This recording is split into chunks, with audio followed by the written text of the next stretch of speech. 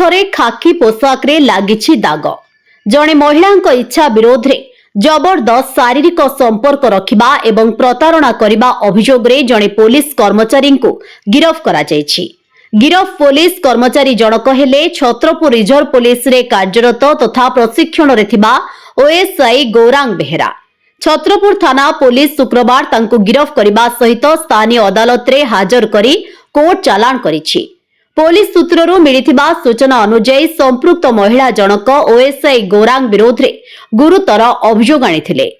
गौरांग तांको इच्छा विरोध रे जबरदस्ती शारीरिक संपर्क स्थापन करिबा सह दीर्घ दिन धरी धोखा देई आसुथबा नै से थाना रे लिखित अभियोग करिथिले।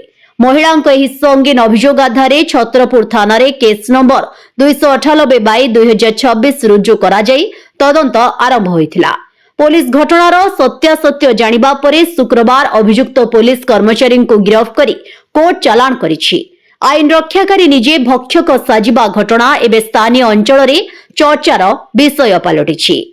ब्यूरो रिपोर्ट विकल्प समाचार। आम चैनल को लाइक शेयर एवं सब्सक्राइब करंतु।